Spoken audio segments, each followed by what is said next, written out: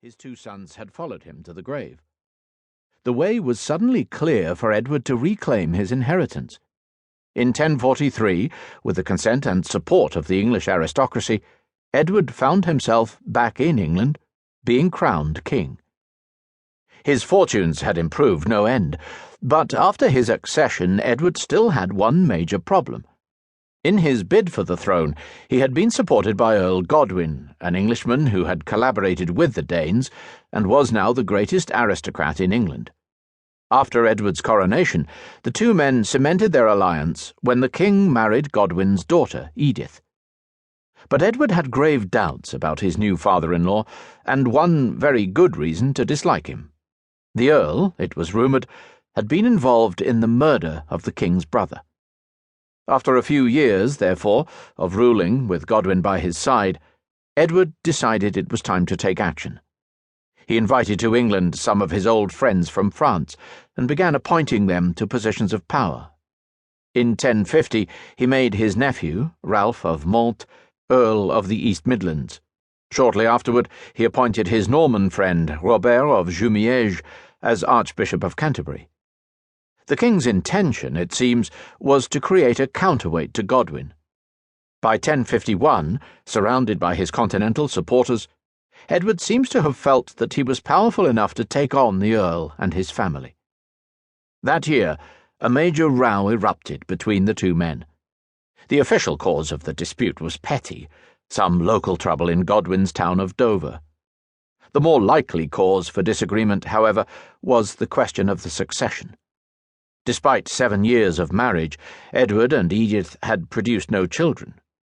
Godwin couldn't be certain, and neither, of course, can we, but it seemed that his son-in-law was deliberately resisting his daughter's charms, and spitefully frustrating any chance that there would one day be a little Godwin sitting on the English throne. In 1051, Godwin's worst suspicions were confirmed. In the summer of that year, or so it was later claimed, Edward promised the throne of England to his cousin, an energetic young man called Duke William of Normandy.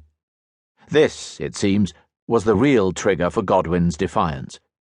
It was now absolutely clear to the Earl that he and his family were being cheated of their inheritance. In September, the row boiled over and threatened to come to blows. Robert of Jumièges, the Archbishop, accused Godwin of plotting Edward's death. The king's other French friends started building their castle at Uas Harold in anticipation of the coming storm. Both sides were squaring up ready for a fight, amassing hundreds of troops in their own territories. It looked, to everyone's despair, as though England was about to be plunged into a civil war. But then, at the last minute, Godwin and his sons sensed it was a struggle that they could not win, and fled the country. Edward, finally, was free, master in his own kingdom after years of ruling in the Earl's shadow. He set the seal on his victory by confiscating the lands of the Godwin family and giving them to his French allies. Tellingly, he banished his queen to a nunnery, and later that autumn, William of Normandy paid a visit to the English court. Edward's victory, however, was short-lived. The following year, the Godwins returned, invading the country and demanding the restitution of their lands. Confronted with superior numbers, the king had no choice but to give in. His French friends, realizing that this time their defeat was inevitable, chose to run. Some of them went west to the castle at Uas Harold. The Archbishop headed east and set sail for the continent.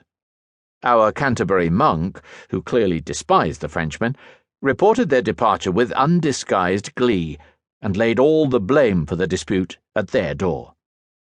Archbishop Robert was declared an outlaw unconditionally, together with all Frenchmen, he wrote, for they had been mainly responsible for the discord which had arisen between Earl Godwin and the king. So, by 1052, everything was back to normal. The Godwins had been restored to power. Edward had taken back his queen. No one, if they were wise, was saying anything more about Duke William of Normandy. It was as if the events of 1051 had never happened. There were no more arguments, no more Frenchmen, and no more of their